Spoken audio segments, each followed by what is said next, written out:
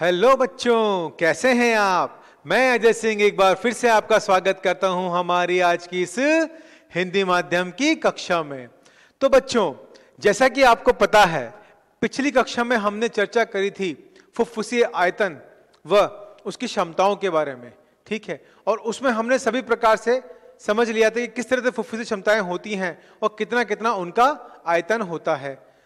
तो आज जो हम चर्चा करने वाले हैं वह हम बात करेंगे हमारे एक्सचेंज ऑफ गैसेस के बारे में, जो किस तरह से जो है गैसों का विनिमय होता है। और गैसें हमारे जो फेफड़ों के भीतर जो कुपिकाएं होती हैं, जिन्हें हम एल्वुलाई के नाम से जानते हैं, उनमें किस तरह से जो है एक्सचेंज होता है, विनिमय होता है गैसों का धमनियों में, एल्वुलर एयर का आर्टीरियल ब्लड के अंदर, ठीक है। तो आज हम चर्चा करेंगे किसके बारे में, एक्सचेंज ऑफ गैसेस के बारे में। सबसे पहले हम क्या करते हैं, हमारी हेडिंग नोट डाउन करते हैं। तो आज हमारी हेडिंग क्या है, हम बात करेंगे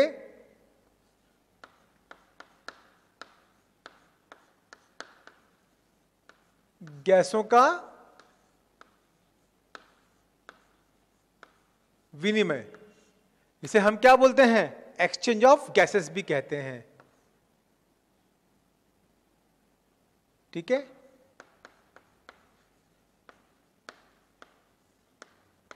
एक्सचेंज ऑफ गैसेस, ठीक है, गैसों का घुलना या गैसेस का विनिमय। चलिए, तो जैसा कि हमने पढ़ा कि जो हमारी ऑक्सीजन है और जो कार्बन डाइऑक्साइड है, दोनों किस पर डिपेंड करते हैं, दोनों डिपेंड करती हैं अपने अपने पार्शियल प्रेशर पर, यानी कि अपने अपने आंशिक दाब के ऊपर, ठीक है। जैसा कि हमने पढ़ा था, हमेशा हमें पता है जो हवा है, जो गैसेस है, हवा नहीं कहेंगे, हम कहेंगे गैसेस, जो गैसेस होती हैं वो कहां मूव करती हैं, अपने हायर पार्शियल प्रेशर से अपने लोअर पार्शियल प्रेशर की तरफ। इसी को हमने क्या कहा था, सामान्य विसरण कहा था, सिंपल डिफ्यूजन प्रोसेस कहा था। तो ये जो क्रिया होगी वो किसके अंतर्गत होगी, वो सिंपल डिफ्यूजन प्रोसेस के अंतर्गत होगी, अर्थात सामान्य विसरण प्रक्रिया द्वारा होगी। आ गई बात समझ में। चलिए, तो इसको हम पहले पॉइंट वाइज नोट कर लेते हैं। क्या चीज, सबसे पहले हम बात करेंगे किसकी,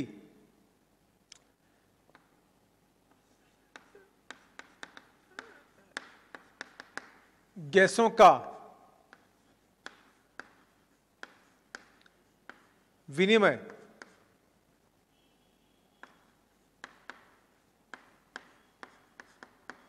फेफड़ों में उपस्थित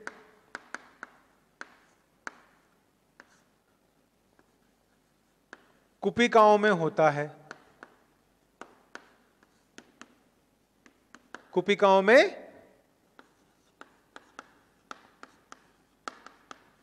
होता है, ठीक है। चलिए, अब ये जो कुपिकाएं हैं ये कितनी होती हैं, ये संख्या में कितनी, हमने बात करी थी कितनी होती है, 300 मिलियन के लमसम होती है, ठीक है ना। तो इनकी संख्या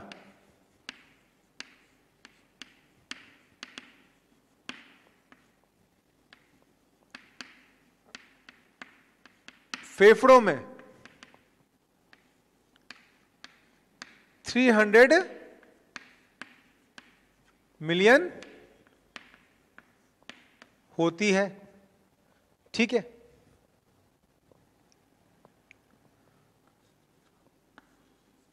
मुख्यतः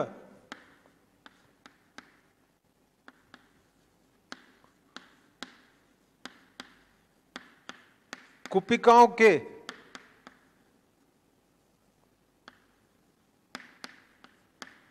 द्वारा ही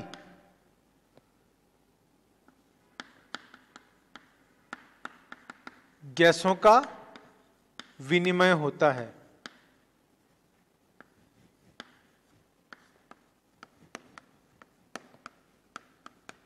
ठीक है। हम यह भी कह सकते हैं कि जो एक्चुअल साइट है गैसेस के एक्सचेंज की, गैसों के विनिमय की, वो क्या है, हमारी एल्विलाई होती हैं, अर्थात हमारी कुपिकाएं होती है, जो कि हमारे फेफड़ों में उपस्थित होती हैं। और इनकी संख्या कितनी होती है, इनकी संख्या होती है बच्चों 300 मिलियन।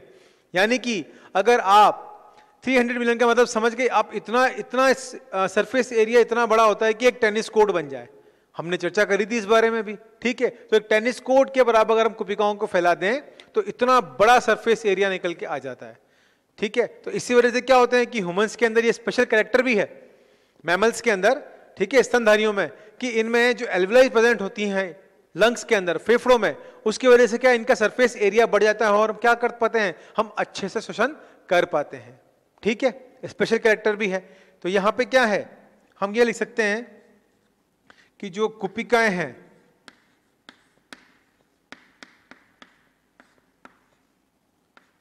कुपिकाएं गैसों के विनिमय के लिए,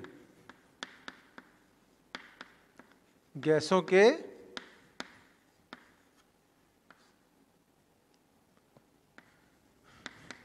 विनिमय के लिए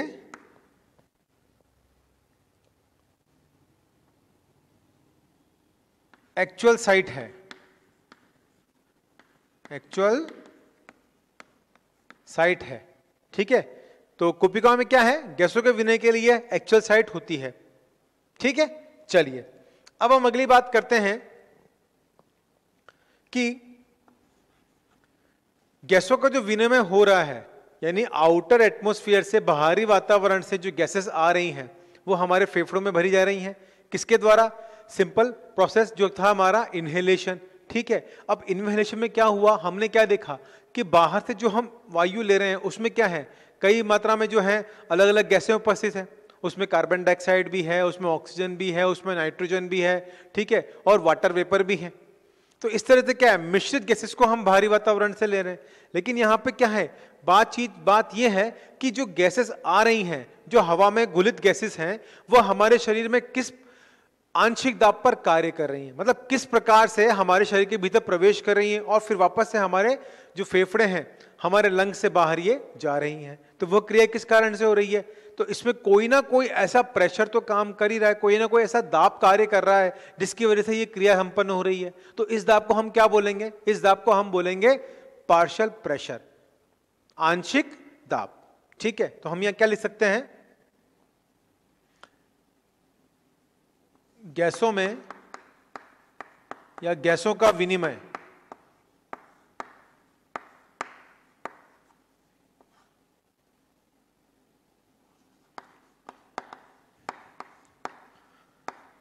आंशिक दाब, जिसे हम क्या बोलते हैं, पार्शियल प्रेशर, ठीक है। गैसों का विनिमय आंशिक दाब यानी कि पार्शियल प्रेशर पर निर्भर करता है।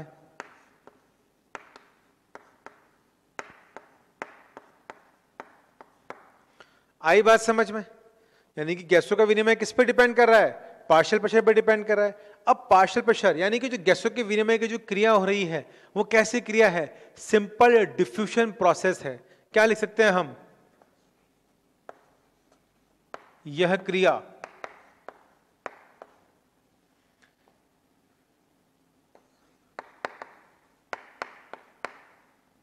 सिंपल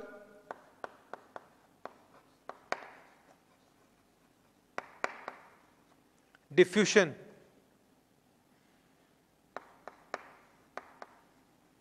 प्रोसेस, ये क्रिया कैसी है, सिंपल डिफ्यूजन यानी कि सामान्य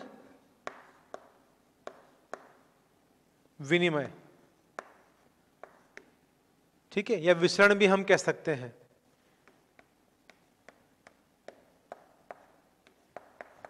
ठीक है, ये क्रिया कैसी है, सिंपल डिफ्यूजन प्रोसेस है, सामान्य विसरण क्रिया है।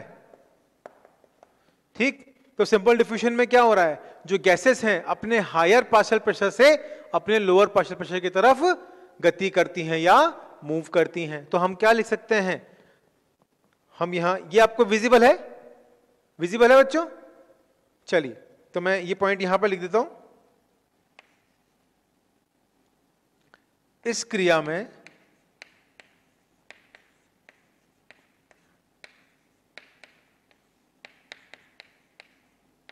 गैसें हमेशा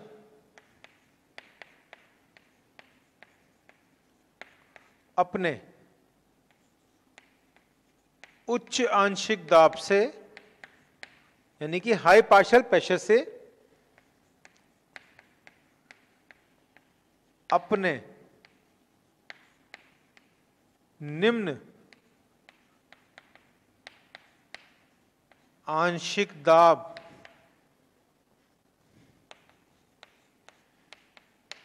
की तरफ गति करती हैं। क्लियर है? विजिबल है आपको? चलिए ठीक है। तो यहां पे क्या हो रहा है, गैसेस कहां मूव कर रही हैं? गैसेस हमेशा जो हैं अपने हायर पार्शियल प्रेशर से अपने लोअर पार्शियल प्रेशर की तरफ मूव करती हैं। इसी क्रिया को हम क्या कहते हैं? सिंपल डिफ्यूजन प्रोसेस भी कहते हैं। आई बात समझ में? क्लियर यहां तक? चलिए अब देखिए, अब अगर हम बात करें आंशिक दाब की तो हम ये कह सकते हैं कि जो ऑक्सीजन का जो पार्शियल प्रेशर है, ठीक है, ऑक्सीजन का पार्शियल प्रेशर कितना है? हम मान लेते हैं कि ऑक्सीजन का पार्शियल प्रेशर जो है वो 104 mmHg है। कितना है? 104 mmHg। ठीक, कहां पे? कुपिकीय वायु में। तो हम यहां लिख सकते हैं पहला पॉइंट,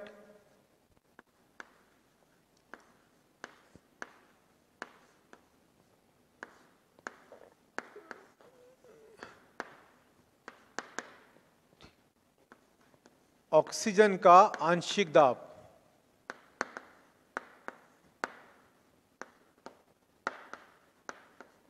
ठीक है, कुपिकीय वायु में ऑक्सीजन का आंशिक दाब कितना है? यहां पर हम लिखते हैं ऑक्सीजन का जो पार्शियल प्रेशर है वो है आपका 104 mmHg। ठीक है, यहां पे क्या हुआ? ऑक्सीजन का पार्शियल प्रेशर कितना हो गया? 104 mmHg हो गया। और अगर यही हम बात करें किस में, हम इसको बात करें हमारे अशुद्ध रक्त में,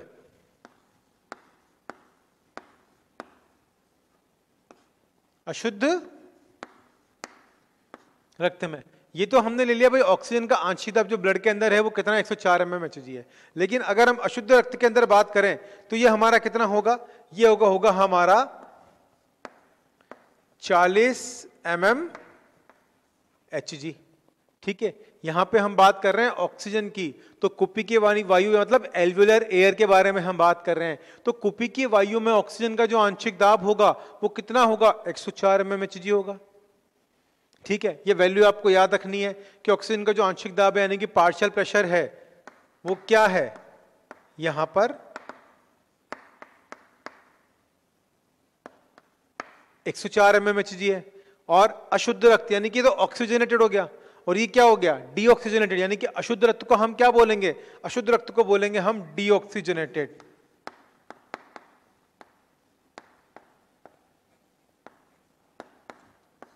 ठीक, डीऑक्सीजनेटेड ब्लड है ये। इसमें कितना प्रेशर है इसका? 40 mmHg। अब अगर हम ये चीज तो हमारे ब्लड के अंदर हो गई, ठीक है, तो यहां पे ऑक्सीजन कितना है? 104 mmHg पार्शियल प्रेशर है। अशुद्ध रक्त के अंदर हम बात करें तो 40 mmHg है। ठीक है, लेकिन अगर इसी के साथ में हम बात करें किसकी? अगर हम बात करें कार्बन डाइऑक्साइड की, तो वो किस हिसाब से होगी? देखिए,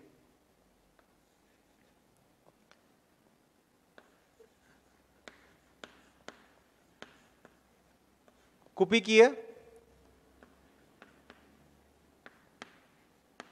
वायु में CO2 यानी कि कार्बन डाइऑक्साइड का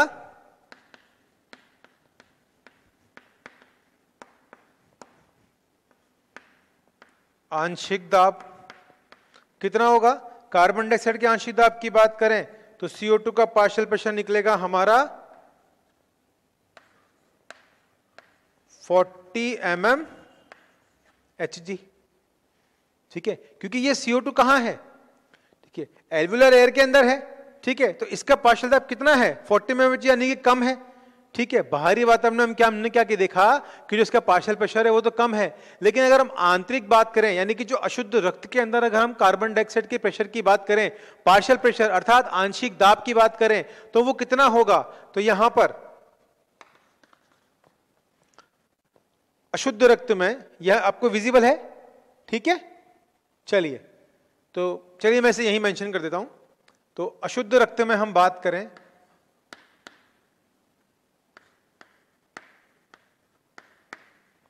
अशुद्ध रक्त में, ठीक है, अशुद्ध रक्त में कितना है, अशुद्ध रक्त के अंदर यानी कि डीऑक्सीनेटेड,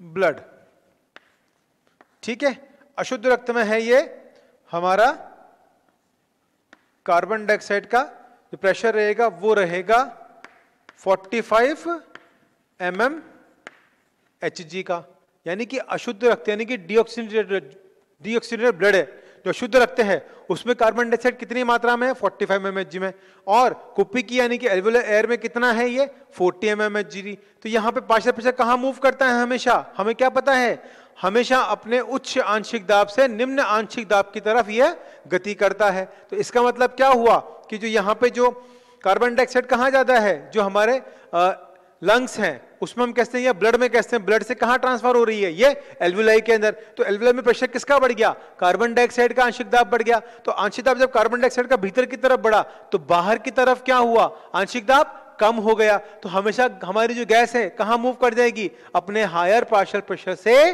अपने लोअर पार्शियल प्रेशर में मूव कर जाएगी। तो यहां पर देखिए एल्वुलर एयर में कितना है पार्शियल प्रेशर 40 mmHg और यहां पर कितना है 45 mmHg। आ गई बात समझ में। तो यहां पर क्या हुआ, यहां पर हम ये कह सकते हैं कि जो गैसेस हैं अपने पार्शियल प्रेशर यानी कि आंशिक दाब के अनुसार विचरण करती हैं। हम ये कहते हैं कि एक्सचेंज ऑफ गैसेस जो हो रहा है उसके लिए कौन रेस्पॉन्सिबल है, पार्शियल प्रेशर रेस्पॉन्सिबल है, ठीक है। तो पार्शियल प्रेशर कहां मूव करता है, गैसेस कहां मूव करती हैं, अपने हायर कंसंट्रेशन से लोअर कंसंट्रेशन या लोअर पार्शियल प्रेशर की तरफ मूव करती हैं, गति करती हैं। आई बात समझ में। चलिए आप इसको नोट डाउन कीजिए, फिर आगे हम इसकी चर्चा करते हैं, ठीक है बच्चों। तो आपने नोट डाउन कर लिया है, ठीक। आ गई बात समझ में किस तरह से जो है ऑक्सीजनेटेड ब्लड के अंदर पार्शियल प्रेशर है वो 104 mmHg है, और अगर हम डीऑक्सीनेटेड ब्लड की बात करें, अशुद्ध रक्त की बात करें तो उसमें 40 mmHg है। सेम यहां पर अगर हम बात करें कुप्पी की वायु में जो कार्बन डाइऑक्साइड है उसका जो आंशिक दाब है वो कितना है 40 mmHg है, और जो डीऑक्सीनेटेड ब्लड है यानी कि अशुद्ध रक्त है उसमें उसका 45 mmHg इसका पार्शियल प्रेशर है, ठीक। अब देखिए ये होता किस तरह से है इसके बारे में हम चर्चा कर लेते हैं। ये आपने लिख लिया, मैं इसे रब कर सकता हूं, चलिए ठीक है, मैं इसे रब कर देता हूं, ये वाला पार्ट रहने देता हूं ताकि आपको और इजी में समझ में आ जाएगा। चलिए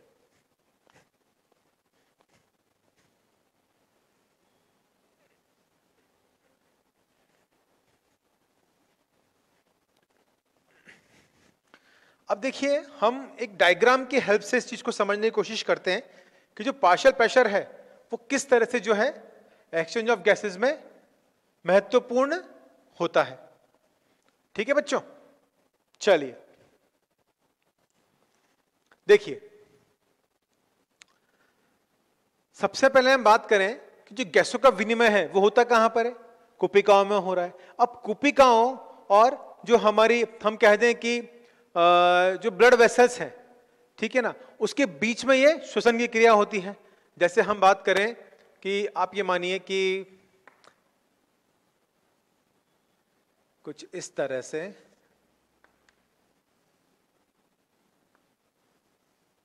ये हमने बनाई एक कुपिका,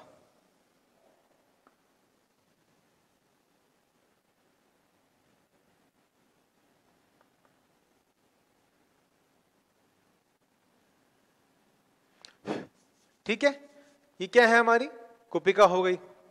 तो इसे हम क्या लिख देंगे, ये है हमारी कुपिका, ठीक है, एल्वुलाई। अब इसके अंदर क्या है, ये इसके अंदर है वायु। भाई आउटर एटमॉस्फेयर से, बाहरी वातावरण से हम क्या ले रहे हैं, हवा ले रहे हैं। हवा में क्या है, मिक्सचर है गैसेस का, वही उपस्थित है, ठीक है। तो हमने क्या लिया, वायु को लिया। अब अगर हम बात करें इसके अंदर ऑक्सीजन का, यानी कि हम पार्शियल प्रेशर ऑफ ऑक्सीजन की बात करें तो वो कितना है इसके अंदर 104 mmHg, जो कि हमने यहां पर देखा, ठीक है। कितना है यहां पर ऑक्सीजन का partial pressure 104 mmHg alveolar air के अंदर। तो यहां भी क्या है, हमारी एल्वुलर एयर है, ठीक है। तो एल्वुलर का पार्शियल प्रेशर कितना होगा, 104 mmHg। अब अगर हम इसी हमें बात करें, हम किसकी, हम चर्चा करें इसके अंदर कार्बन डाइऑक्साइड की, तो वो कितना है, वो है हमारा 40 mmHg। ठीक, आई बात समझ में? यानी कि ये तो हमारे एल्वुलाई के अंदर की एयर की बात हो गई। ठीक, अब अगर हम इसमें बात करें तो ये क्या है, हमारी वायु कुपिका। तो हम इसे क्या कह सकते हैं, ये हमारी वायु कुपिका है, ठीक है। अब देखिए यहां से जो एक्सचेंज ऑफ गैसेस होगा वो किसके बीच में होगा, ब्लड वेसल्स के बीच में होगा। ब्लड वेसल और इनके बीच में क्या होगा, एक पतली झिल्लीनुमा संरचना होती है, ठीक है। देखिए क्योंकि यहां पे गैसेस का एक्सचेंज होना है, ठीक है, तो जो हमारी एल्वुलाई है और जो ब्लड वेसल्स है इनके बीच की जो दीवार होगी, एक झिल्ली होगी, झिल्लीनुमा संरचना होगी, वो किससे मिलकर बनी होती है, सिंपल स्क्वामस एपिथेलियम से मिलकर बनी होती है। और कैसी होती है, बिल्कुल पतली होती है। हम कह सकते हैं कि 0.2 जो mm है इतनी पतली होती है, ताकि क्या हो सके, आसानी से इनके अंदर एक्सचेंज ऑफ गैसेस यानी कि गैसों का आदान प्रदान अर्थात विनिमय हो सके, ठीक है। तो इनके मध्य में क्या है, हम इस तरह से हम लिख सकते हैं कि आप ये मानिए कि ये एक झिल्ली है, इस तरह से पतली झिल्ली है, हम इसको ऐसे बना देते हैं, ये ठीक है, ये पतली झिल्लीनुमा संरचना आप ये मान लीजिए, ठीक है। ये क्या है, पतली झिल्लीनुमा संरचना है। तो इसको हम क्या लिख सकते हैं, ये है हमारी झिल्लीनुमा संरचना, ठीक है। और ये कितनी थिक है, ये हम कह सकते हैं कि 0.2 mm, इतनी पतली है ये, जिसकी वजह से क्या होगा, विसरण की प्रक्रिया होगी, यानी कि गैसों का आदान प्रदान होगा, ठीक। अब देखिए यहां पर क्या है, यहां पर हम कह सकते हैं कि कुछ इस तरह से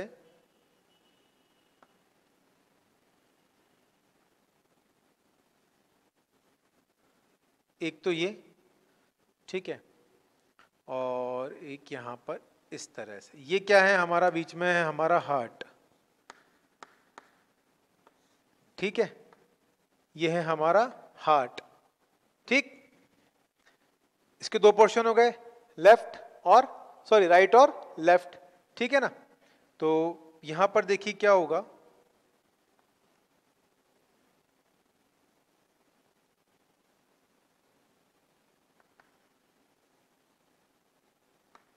ठीक है। अब देखिए ये हार्ट से कनेक्टेड है, दोनों सप्लाई हार्ट में जा रही हैं।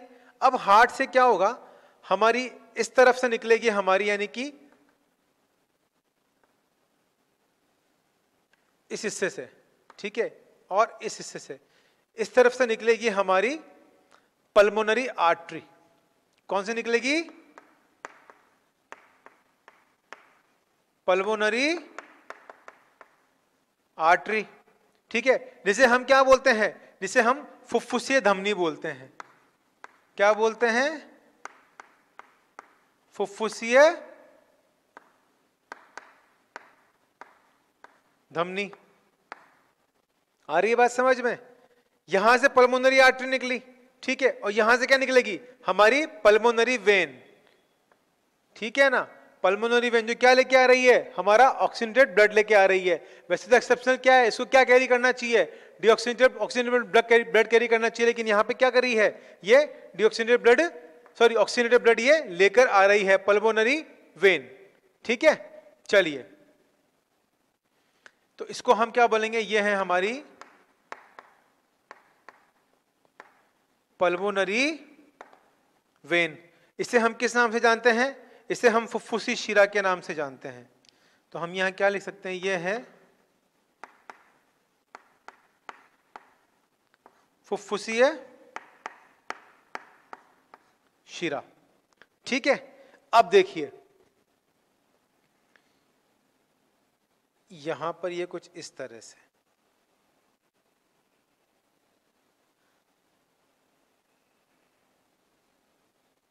ठीक है। चलिए इसे अच्छे से और ड्रॉ कर देते हैं। और यहाँ पर एक हम कह सकते हैं कि कुछ इस तरह से,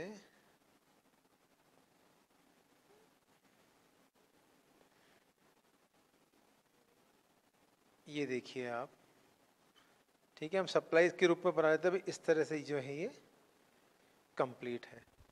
ठीक है, चलिए, हार्ट से सप्लाई आ रही है, पल्मोनरी आर्टरी और पल्मोनरी वेन, यानी कि फुफ्फुसी धमनी और फुफ्फुसी शिरा। अब देखिए इसके अंदर जो पार्शियल प्रेशर की हम बात कर रहे हैं, ठीक है, वो कितना हो रहा है, और साथ ही साथ यहां पर जो विसरण होना है वो किसमें होना है, ऑक्सीजन फाइनली कहां तक पहुंचनी है, टिश्यू फ्लूइड तक पहुंचनी है। ठीक है, तो यहां पे क्या है, हम कहते हैं कि हमारे ये टिश्यू फ्लूइड है, ये हमारा टिश्यू है, जिन्हें हम क्या बोलेंगे, शरीर उतक। ठीक है, ये क्या है, ये उतक है, जिसे हम क्या बोलते हैं, टिश्यू बोलते हैं। ठीक, अब देखिए, जैसा कि हमें पता है कि इम्प्योर ब्लड के अंदर, ठीक है, जो हमने बात करी थी किसकी, इम्प्योर ब्लड के अंदर जो ऑक्सीजन का पार्शियल प्रेशर है वो कितना है, 40 mmHg है। ठीक है, और जो एल्वियोलर एयर है उसके अंदर कितना है, 104 mmHg है। हमें पता है गैसेस कहां मूव करेगी, from higher concentration to lower concentration. ठीक है, तो अब देखिए क्या होगा, यहां पर क्या है, 104 mmHg प्रेशर है। ठीक है, ये क्या है, हमारी झिल्लीनुमा संरचना, यानी कि ये हमारी, हम कह सकते हैं कि जो सिंपल स्क्वामस एपिथेलियम की एक लेयर है, पतली झिल्लीनुमा संरचना जो 0.2 mm थिक है, यानी कि पतली है। तो यहां पे गैसेस एक्सचेंज होगा। ठीक, किस तरह से, देखिएगा, इसको चीज को हम यहां पे करते हैं कि ये जो झिल्ली है एस्ट्रोजोल, यहां पे क्या हो रहा है, इस तरह का प्रेजेंट है, और ये टिश्यू फ्लूइड में इस तरह से जो है गैसेस का एक्सचेंज हो रहा है, वो आप समझिएगा। ठीक, अब देखिए यहां पे क्या है, ये हमारे टिश्यू है,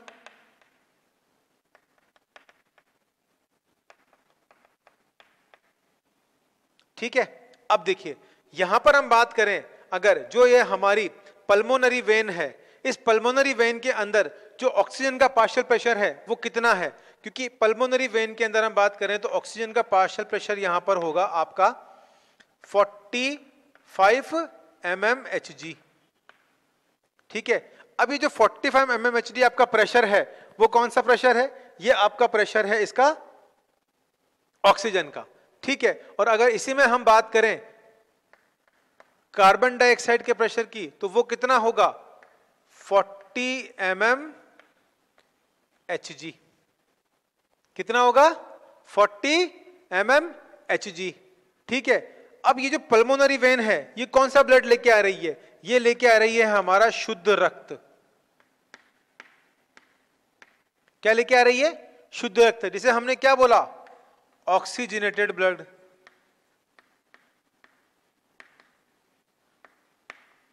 क्या बोला इसे हमने बच्चों, ऑक्सीजनेटेड ब्लड बोला। और जो पल्मोनरी आर्टरी है ये क्या लेके आ रही है, ये लेके आ रही है अशुद्ध रक्त। ठीक है, यहां से हार्ट से पल्मोनरी वेन लेके आ रही है शुद्ध रक्त, जो क्या है, ऑक्सीजनेटेड, जिसके अंदर क्या है, ऑक्सीजन की मात्रा ज्यादा है। ठीक है, और ये कहां लेके जा रही है, ये लेके आ रही है हमारे टिश्यू फ्लूइड तक। ठीक है, तो यहां पे जो पार्शियल प्रेशर ऑफ ऑक्सीजन है वो कितना है, 45 mmHg है। ठीक, और यहां पे जो कार्बन डाइऑक्साइड का पार्शियल प्रेशर है वो कितना है, 40 mmHg है। ठीक, आ गई बात समझ में। अब क्या होगा, जैसे ही ये गैसेस यहां पर आएंगी तो यहां पे क्या होगा, जो यहां की जो ऑक्सीजन है, यहां पे ये जो ऑक्सीजन है, ठीक है, इसका पार्शियल प्रेशर ज्यादा है और टिश्यू में इसका क्या है, पार्शियल प्रेशर कम है, तो ये कहां मूव कर जाएगी, ऑक्सीजन अंदर मूव कर जाएगी। ठीक है, और यहां पर किसका पार्शियल प्रेशर ज्यादा है, CO2 का, यानी कि कार्बन डाइऑक्साइड का। आप एक काम कीजिए, हम इस टिश्यू को हटा देते हैं, अब आपको इजी गोइंग से समझ में आएगा, अच्छे से समझ में आएगा। ठीक है, चलिए, तो ऑक्सीजन यहां आ गई। ठीक है, क्योंकि क्या हुआ, पार्शियल प्रेशर कहां ज्यादा था, पार्शियल प्रेशर था वो टिश्यू में ज्यादा था। ठीक है ना, सॉरी, पार्शियल प्रेशर जो था ज्यादा था कहां था, हमारे पल्मोनरी वेन में, तो वो कहां चला गया, टिश्यू में, क्योंकि वहां पे क्या है, higher partial pressure to lower partial pressure move करती है, यानी कि यहां पे पार्शियल प्रेशर ज्यादा था और जो हमारा टिश्यू था उसके अंदर क्या था, पार्शियल प्रेशर कम था, हम ये कह सकते हैं, या हमारे ब्लड के अंदर कम था। ठीक, तो ब्लड के अंदर से क्या हुआ, ये कहां ट्रांसफर हो गई, ये हमारे टिश्यू को मिल गए। ठीक है, अब यहां जो कार्बन डाइऑक्साइड थी वो कहां गई, वो इस ब्लड के अंदर आ गई, किस प्रोसेस के थ्रू, सिंपल डिफ्यूजन प्रोसेस के द्वारा, ठीक है, सामान्य विसरण जिसे हम कहते हैं। तो सिंपल डिफ्यूजन प्रोसेस में क्या हुआ, यहां से ये हाई पार्शियल प्रेशर से लोअर पार्शियल प्रेशर की तरफ मूव कर गई, और जहां पे जो लो पार्शियल प्रेशर कहां पे हुआ, अब लो पार्शियल प्रेशर अंदर हुआ रक्त के अंदर, तो यहां पे पार्शियल प्रेशर क्या हुआ, ज्यादा हुआ, तो यहां से ये गैस कहां मूव कर गई, अपने हायर पार्शियल प्रेशर से लोअर पार्शियल प्रेशर की तरफ मूव कर गई। ठीक है, आई बात समझ में। देखिए, पल्मोनरी वेन लेके आ रही है आपका शुद्ध रक्त, जिसमें क्या है, ऑक्सीजन का अमाउंट है, ठीक है, ऑक्सीजन इसके अंदर है। तो ऑक्सीजन जब यहां पर आया तो ऑक्सीजन का जो अमाउंट ज्यादा है, तो नीचे की तरफ जहां पे इसको जाना है वहां पे क्या, इसका आंशिक दाब क्या होगा, कम होगा, यानी कि पार्शियल प्रेशर कम होगा। तो उस कंडीशन में क्या होगा, गैसेस कहां मूव करेगी, अपने हायर पार्शियल प्रेशर से लोअर पार्शियल प्रेशर मूव कर जाएगी। तो यहां से किसको मिल जाएगी, टिश्यू फ्लूइड को मिल जाएगी। ठीक है ना, तो यहाँ पे प्रेशर कितना है, 45 mmHg और 40 mmHg हो गया। अब अशुद्ध रक्त क्या है, अशुद्ध रक्त कौन लेके जा रहा है, पल्मोनरी आर्टरी क्या कर रही है, अशुद्ध रक्त लेके जा रही है हार्ट में, और फिर हार्ट से ये कहां जाएगा, हमारे लंग्स के अंदर जाएगा। ठीक है, और लंग्स में क्या हो जाएगा, वापस से ये शुद्ध होगा। लेकिन अब जो अशुद्ध रक्त है इसमें किसका मात्रा ज्यादा हो गई, इसमें मात्रा ज्यादा हो गई हमारे कार्बन डाइऑक्साइड की। ठीक है, तो कार्बन डाइऑक्साइड की मात्रा ज्यादा हो गई, ऑक्सीजन की मात्रा क्या हो गई, कम हो गई। इन दोनों ही में हम ले कह सकते हैं कि आंशिक रूप में, यह नहीं कि पूरा ही ऑक्सीजन आता है, साथ में कार्बन डाइऑक्साइड भी होती है, लेकिन क्या होती है, बहुत ही कम मात्रा में होती है। ज्यादा मात्रा में क्या है, हमारी ऑक्सीजन उपस्थित होती है, और जो ऑक्सीजन उपस्थित है वो शुद्ध रक्त के अंदर है, उसी को हमने क्या बोला, ऑक्सीजनेटेड ब्लड बोला। और जो अशुद्ध रक्त है उसके अंदर ऑक्सीजन की मात्रा है, उपस्थित होती है, लेकिन कम मात्रा है। ज्यादा मात्रा किसकी है, कार्बन डाइऑक्साइड की है। और कार्बन डाइऑक्साइड हम जानते हैं क्या है, एक यूनिवर्सल हार्मफुल सब्सटेंस है, जो क्या करती है, हम कहते हैं कि ग्लोबल वार्मिंग को भी बढ़ाती है। ये भी हम कहते हैं, कार्बन मोनोऑक्साइड भी होता है। ठीक, चलिए, तो यहां पे क्या है, जो अशुद्ध रक्त है उसके अंदर किसका अमाउंट ज्यादा हो गया, कार्बन डाइऑक्साइड का। तो ये कौन लेके जा रहा है, ये पल्मोनरी आर्टरी लेके जा रही है, कहां पे, हार्ट में। जब ये हार्ट में लेके जाएगी तो हार्ट से ये वापस कहां जाएगा, ये हार्ट से हमारे जाएगा लंग्स के अंदर प्यूरिफिकेशन के लिए, क्योंकि लंग्स में ये क्या हो रहा है, आउटर एटमॉस्फेयर से, बाहरी वातावरण से हम वायु को ग्रहण कर रहे हैं, और उसमें क्या है, वो वायु हमारे कहां जा रही है, हमारे फेफड़ों से हमारे कुपिकाओं में जा रही है, और कुपिकाओं से होते हुए हमारे रक्त के अंदर आ रही है। तो हम ये क्या कह सकते हैं कि जो एक्सचेंज ऑफ गैसेस हो रहा है वो कहां से हो रहा है, वो हमारे रक्त में हो रहा है, क्योंकि हमारे पूरे शरीर के अंदर ट्रांसपोर्ट का जो मीडियम है, ठीक है, वो क्या है, परिवहन का जो साधन है वो क्या है, हमारा रक्त परिसंचरण तंत्र ही है। ठीक है, उसी के द्वारा हो रहा है। तो रक्त में जब घुलती है तो हार्ट के द्वारा क्या करा जाता है, पूरे शरीर में इसको पंप कर दिया जाता है। इसलिए हम हार्ट को क्या बोलते हैं, पंपिंग ऑर्गन भी कहते हैं। आई बात समझ में। ठीक है, तो यहाँ पे जो अशुद्ध रक्त है, अगर हम इसकी चर्चा करें तो यहां पर क्या होगा, इसमें जो partial pressure of carbon dioxide है वो कितना है, वो होगा आपका 40 mmHg। ठीक है, और अगर हम इसके अंदर पार्शियल प्रेशर कार्बन डाइऑक्साइड की बात करें तो वो इसमें कितना होगा, 45 mmHg। ठीक है, तो ये कहां मूव करेगी, from higher concentration to lower concentration amount में जाएगी। तो ये वापस कहां चला जाएगा, ये हार्ट में चल जाएगा, और हार्ट से ये कहां जाएगा, हमारे लंग्स के अंदर जाएगा, और लंग्स में वापस से ये ब्लड क्या होगा, ऑक्सीजनेटेड होगा। लेकिन उसके साथ साथ ये क्या होगा, जो कार्बन डाइऑक्साइड है वो यहां से निकलकर यहां पे चली जाएगी, कहां पे, हमारी कुपिकाओं में, और हमारी कुपिकाओं से होते हुए हमारे फेफड़ों के द्वारा बाहर वायु में, मतलब बाहरी वातावरण जो है वो कुपिके वायु निष्कासित कर दी जाएगी, जिसके अंदर क्या है, एक्सेस अमाउंट है, किस चीज का, ऑक्सीजन के साथ नहीं, कार्बन डाइऑक्साइड का। किसका एक्सेस अमाउंट है, कार्बन डाइऑक्साइड का। ठीक है, तो यहां पे क्या हुआ, हमने यहां पे क्या करा, एयर को लिया, यहां पे क्या आई, हमारी वायु भीतर आई। ठीक है ना, इसमें क्या थी, मिश्रित गैसें थी, इसमें क्या थी, हमारी मिश्रित गैसें थी। ठीक है, वायु अंदर आई, पार्शियल प्रेशर कितना था, 104 mmHg। ठीक है, यहाँ पे आते ही क्या हुआ, partial pressure, high partial pressure से लो प्रेशर मूव करेगी। यहाँ पे इसका पार्शियल प्रेशर कितना है, 45 mmHg। ठीक है, 45 mmHg यहाँ पे गया, यहाँ पे पार्शियल प्रेशर कितना है, 40 mmHg। तो यहाँ पे क्या होगा, यहाँ से गैस कहाँ मूव कर जाएगी, यहाँ, और यहाँ से कुपिकाओं से होती हुई गैस कहाँ जाएगी, हमारे फेफड़ों में, फेफड़ों से होती हुई हमारे शरीर के बाहर ये निकल जाएगी, हमारे एक्सटर्नल नॉस्ट्रिल्स के द्वारा या हमारे माउथ के द्वारा। तो ये आपके पूरा जो प्रोसेस हुआ, जो पूरी क्रिया हुई, इसको हम क्या बोलेंगे, हम बोलते हैं कि गैसों का जो विनिमय हुआ है वो टिश्यू लेवल पर। ठीक है, हमने पहले बात करी ऑक्सीजन लेवल की, ठीक है ना, तो टिश्यू लेवल पर, बिल्कुल टिश्यू लेवल पे जो ऑक्सीजन का विनिमय हुआ, गैसों का जो विनिमय हुआ, कार्बन डाइऑक्साइड का ऑक्सीजन का, वो इस क्रिया के द्वारा हुआ। आई बात समझ में। ठीक है, चलिए, तो अब हम क्या करेंगे, इसकी जो झिल्ली होती है, देखिए एक चीज और बताता हूं आपको, ये जो झिल्ली होती है ये 3 आधारी भाग में बटी हुई होती है। 3 भाग कौन कौन से हम ये भी लिख सकते हैं, देखिए पहला हम बात करें तो ये होती है हमारी कुपी की उपकला,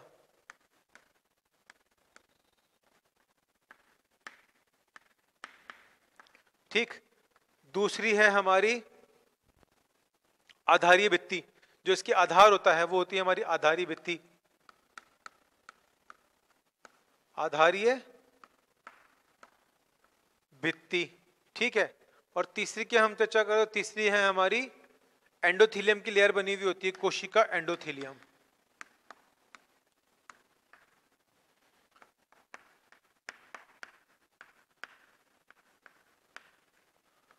ठीक है। क्या है हमारी, ये एंडोथीलियम है।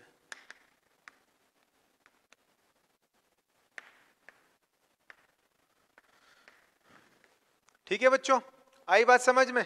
चलिए अब हम किसकी बात कर लेते हैं, अब हम इसके एक एक पॉइंट्स को और कवर अप कर लेंगे, हम लिख के कि किस तरह से जो है पार्शियल प्रेशर किस तरह से होता है। चलिए हम एक छोटी सी टेबुलर फॉर्म और बना लेते हैं इसके अंदर, उससे आपको ये क्लियर हो जाएगा कि इसमें किस किस तरह से जो ऑक्सीजन का अमाउंट है, ऑक्सीजन का जो पार्शियल प्रेशर है वो किस किस तरह से होता है। ये आपने नोट डाउन कर लिया, मैं इसे रब कर रहा हूं। चलिए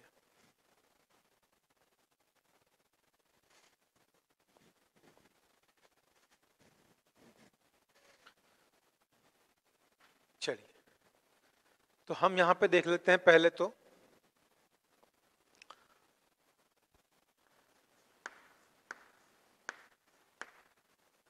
अशुद्ध रक्त, अशुद्ध रक्त, ठीक है। दूसरा है हमारा यहां पर शुद्ध रक्त, ठीक है। और तीसरा हम लिख सकते हैं कि बाह्य वातावरण,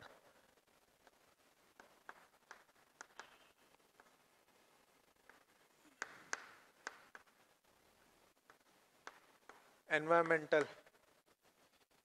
एयर, एनवायरमेंटल एयर, ठीक है। चलिए अब इसमें अगर हम सबसे पहले बात करें तो जो अशुद्ध रक्त है, ठीक है। अब देखिए यहां पर आप जो हमारा अशुद्ध रक्त था, अशुद्ध रक्त में किसका पार्शियल प्रेशर ज्यादा था हमारा, हम बात करें तो कार्बन डाइऑक्साइड। पहले हम ऑक्सीजन की बात करें तो ऑक्सीजन का पार्शियल प्रेशर कितना था अशुद्ध रक्त के अंदर, अशुद्ध रक्त के अंदर जो ऑक्सीजन का पार्शियल प्रेशर है वो है हमारा ये, सॉरी आपका PCO2 नहीं, ये PO2 आएगा, ठीक है, पार्शियल प्रेशर ऑफ ऑक्सीजन। ये कितना था हमारा 40 mmHg, और एल्वुलर लेयर में कितना था 104 mmHg, ठीक है। सबसे पहले हम क्या करेंगे, देखिए इसको लिखेंगे तो अशुद्ध रक्त हम बात करें अगर पार्शियल प्रेशर ऑफ ऑक्सीजन की तो वो कितना था, वो था हमारा 40 mmHg, ठीक है। शुद्ध रक्त में कितना था ये, अगर हम शुद्ध रक्त की बात करें तो PO2 ये आएगा हमारा 104 mmHg, ठीक है। कितना है 104 mmHg। और अगर हम यही बाह्य वातावरण में बात करें तो ये कितना है 159 mmHg,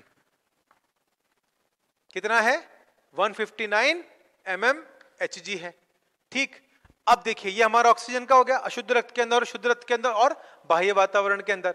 अब देखिए डायग्राम की तरफ, अब यहां पर जो शुद्ध रक्त है, ठीक है, अब हमने इसमें अशुद्ध और शुद्ध रक्त में हमने ऑक्सीजन का अमाउंट देख लिया। अब हम किसके बारे में देखेंगे, अब हम देखेंगे हमारे कार्बन डाइऑक्साइड के अमाउंट के बारे में। तो अगर हम PCO2 की बात करें तो अशुद्ध रक्त में PCO2 कितना है हमारा 45 mmHg, कितना है 45 mmHg। और इसी के बाद हम बात करें जो शुद्ध रक्त है उसके अंदर जो हमारा ब्लड है एल्वुलर एयर की हम बात करें, ठीक है ना, तो वो कितना हो गया, आप इसको अशुद्ध रक्त और इसको एल्वुलर एयर कीजिए, सॉरी ये आपका कुपिकीय वायु है, अशुद्ध रक्त नहीं कुपिकीय वायु,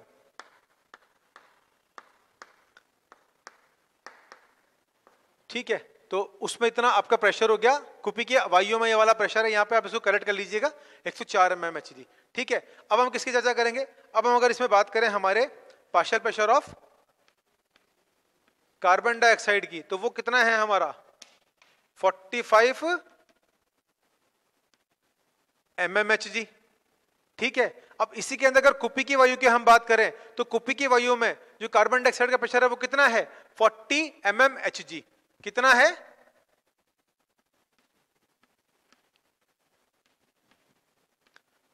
40 mmHg। ठीक है, अब देखिए ये जो 40 mmHg है, तो हम अगर बात करें एनवायरमेंटल प्रेशर के बारे में, ठीक है, तो एनवायरमेंट में जो बाहरी वातावरण में जो एयर होगी वो कितना प्रेशर होगा, इसका 0.3 mm होगा। अराउंड कितना जाएगा ये 0.3 mmHg। ये कार्बन डाइऑक्साइड का हो गया। ठीक है, ये किसका हो गया आपके ऑक्सीजन का, और ये हो गया आपके कार्बन डाइऑक्साइड का। आई बात समझ में? क्लियर है यहां तक? यहां तक किसी को कोई डाउट बताइए मुझे। चलिए ठीक है बच्चों, तो यहां पे क्या हुआ, हमने गैसेस ऑफ एक्सचेंज के बारे में बात कर ली, गैसों का विनिमय किस तरह से होता है। तो यहाँ पे हमने अशुद्ध रक्त में कुप्पी की वायु और बाह्य वातावरण में हमने इसका अमाउंट देख लिया। ठीक है, चलिए आप इसको नोट डाउन कीजिए, फिर इसके बाद हम चर्चा करते हैं कुछ इसके और पॉइंट्स के बारे में। यहां तक आपने देख लिया किस तरह से पार्शियल प्रेशर डिपेंड करता है कंप्लीट हमारे गैसों के विनिमय पे, यानी कि एक्सचेंज पे। देखिए एक बार इसको फिर से समझने की कोशिश कीजिएगा। यहाँ पे क्या हुआ कि ये क्या है, हमारी एल्विलाई है। ठीक है, ये जो हमारी एल्विलाई है इसमें क्या है, वायु अंदर आ रही प्रवेश कर रही है। तो यहाँ पर जो कुपिका है, ये वायु कुपिका, इसमें जो ऑक्सीजन का पार्शियल प्रेशर है वो कितना है हमारा 104 mmHg है।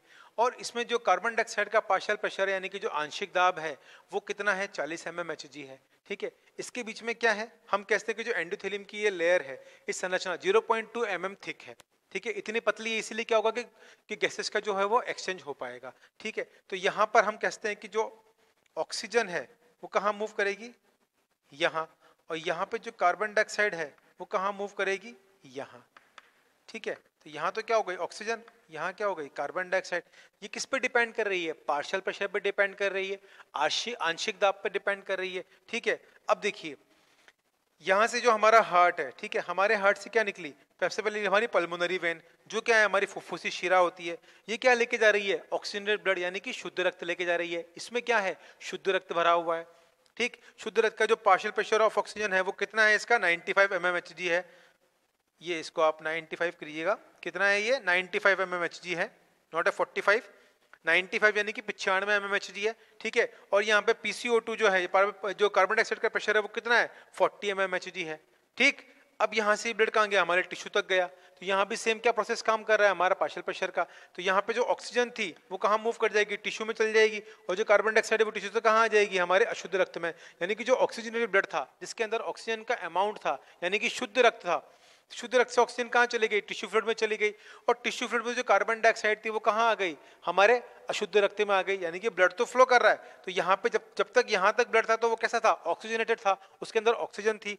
जैसे ही ऑक्सीजन थी वो कहाँ शिफ्ट हो गई, वो यहाँ पे टिश्यू को मिल गई, और टिश्यू के अंदर क्या थी, जो कार्बन डाइऑक्साइड थी वो कहाँ चली गई, इस ब्लड के अंदर चली गई। तो ब्लड तो सर्कुलेट कर रहा है, लेकिन ब्लड में हो क्या रहा है कि पहले जो ऑक्सीजनेटेड ब्लड था वो ऑक्सीजनेटेड अब कैसा हो गया, डीऑक्सीजनेटेड हो गया, यानी कि अशुद्ध रक्त बन गया। क्योंकि उसमें जो ऑक्सीजन था वो कहाँ मिल गई, ऑक्सीजन किसको मिल गई, टिश्यू को मिल गई हमारे। क्योंकि हमारा अल्टीमेटली गोल क्या था, हमें कहाँ तक ऑक्सीजन पहुंचानी थी, हमारे शरीर के एक एक टिश्यू फ्लूइड तक पहुंचानी थी। तो टिश्यू तक ऑक्सीजन मिल गई। अब ऑक्सीजन कहाँ ज्यादा है, टिश्यू में ज्यादा है, सॉरी कार्बन डाइऑक्साइड ज्यादा है। तो कार्बन डाइऑक्साइड कहाँ चली गई, हमारे रक्त के अंदर चली गई, और अब रक्त कैसा हो गया, हमारा अशुद्ध रक्त हो गया, यानी कि डीऑक्सीजनेटेड ब्लड हो गया। अब डीऑक्सीजनेट के अंदर जो प्रेशर है, partial pressure of carbon dioxide की बात कर रहे थे, वो कितना है 40 mmHg और 45 mmHg। ठीक है, अब इसमें जो पार्शियल प्रेशर है वो बढ़ गया, आंशिक दाब। तो यानी कि अशुद्ध रक्त कौन लेके जा रहा है, पल्मोनरी आर्टरी लेके जा रही है। कहां पे लेके जा रही है, हार्ट में। हार्ट से ये वापस प्यूरिफाई होने के लिए कहां जाएगा, हमारे लंग्स में जाएगा। तो उससे पहले यहाँ पे क्या हुआ, पार्शियल प्रेशर किसका ज्यादा हो गया, यहाँ पे क्या है, पार्शियल प्रेशर कार्बन डाइऑक्साइड का है वो ज्यादा है, और आउटर एल्वुलाई में क्या है, एल्वुलाई में कम है।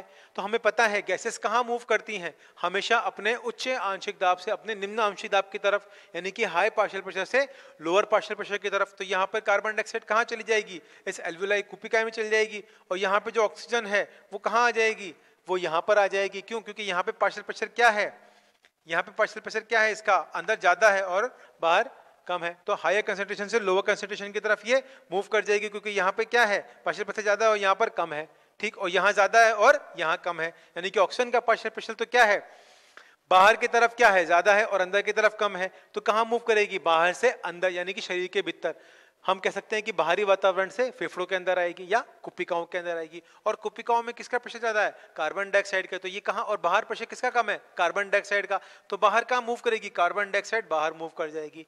तो यहां पर क्या होगा, एक्सचेंज हो जाएगा इस प्रकार से, ठीक है। तो यहां पे क्या हुआ, पूरा कंप्लीट जो है गैसेस का एक्सचेंज हो गया, गैसों का विनिमय हो गया है। आ गई बात समझ में, क्लियर यहां तक, किसी को कोई डाउट नहीं है, ठीक है। अब देखिए, हम ये भी कह सकते हैं कि जो टिश्यू तक जो प्योर ब्लड जाना चाहिए था, ठीक है, यहां पे हम टिश्यू की बात करें तो प्योर ब्लड कितना जा रहा है, 95 mmHg प्रेशर है, ठीक है। और टिश्यू में जाने के बाद ये ऑक्सीजन टिश्यू को मिल रही है। और यहीं पे अगर हम अशुद्ध की बात करें तो यहाँ पे क्या है, जो 45 mmHg है वो कार्बन डाइऑक्साइड का जो पार्शियल प्रेशर वो है, तो वो कहाँ जा रहा है, हमारे अशुद्ध रक्त में, और वापस से वो कहाँ जाएगा, हार्ट में, और हार्ट से प्यूरिफिकेशन के लिए कहाँ जाएगा, हमारे लंग्स के अंदर जाएगा। तो हमारे लंग्स का कार्य कर रहे हैं, लंग्स जो है हमारे प्यूरिफिकेशन सेंटर का कार्य कर रहे हैं। क्योंकि यहाँ पर क्या हो रहा है, जो ऑक्सीजनेटेड ब्लड, जो डीऑक्सीजनेटेड ब्लड जा रहा है वो वापस से कैसा हो रहा है, ऑक्सीजन में बदल रहा है। क्योंकि बाहर से क्या हो रही है, ऑक्सीजन का आदान प्रदान हो रहा है, हम ऑक्सीजन ले रहे हैं, और ये अल्टीमेटली कहाँ जा रही है, इसका जो एक्सचेंज हो रहा है वो कहाँ हो रहा है, हमारे रक्त में हो रहा है, हमारे ब्लड में हो रहा है। ठीक, आई बात समझ में। चलिए, तो बच्चों आज के लेक्चर में बस इतना ही। आज हमने पूरी चर्चा करी गैसों के विनिमय के बारे में, कैसे जो है गैसेस का एक्सचेंज होता है वो हमने समझा, ठीक है। और साथ ही साथ हमने देखा किस तरह जो एक्सचेंज है वो हमारे टिश्यू लेवल तक होता है। तो कंप्लीटली आज हमने इसके बारे में चर्चा कर ली है।